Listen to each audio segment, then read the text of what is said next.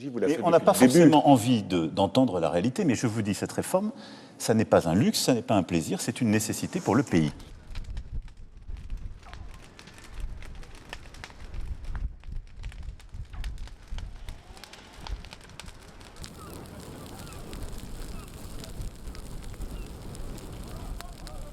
Est-ce que l'intervention du président de la République vous a convaincu ce midi? Mais pas du tout convaincu, même pire, elle a attisé le feu, attisé la haine des travailleurs en lutte. Comment entendre que la rue n'a pas de légitimité? Comment entendre que la réforme des retraites, malgré toute la contestation, va continuer à être mise en place? Comment légitimer ce déni de démocratie de par ces annonces? Non, on a plus attisé la haine, attisé les revendications et attisé le fait que l'on estime que cette réforme injustifiée doit être retirée pour que l'apaisement social soit réel.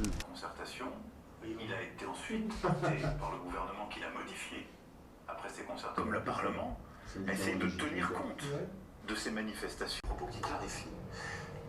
Quand les États-Unis d'Amérique ont vécu ce qu'ils ont vécu au Capitole, quand le Brésil a vécu ce qu'il a vécu, de ne pas réussir à convaincre, mais en même temps, je constate qu'il y a aussi... Quand les États-Unis d'Amérique ont vécu ce qu'ils ont vécu au Capitole, quand le Brésil a vécu ce qu'il a vécu, quand vous avez eu l'extrême violence en Allemagne, aux Pays-Bas, ou parfois par le passé chez nous, je vous le dis très nettement, il faut dire...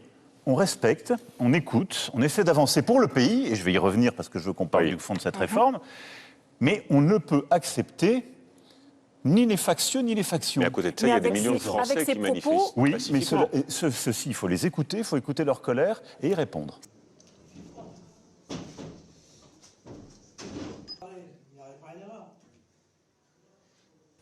Il dit qu'il respecte, mais il insulte.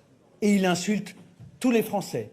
Globalement, tous ceux qui pourtant, en vertu du respect de la Constitution, manifestent, y compris, évidemment, ceux qui manifestent pacifiquement, ou ceux qui, respectant ainsi la Constitution, sont en grève.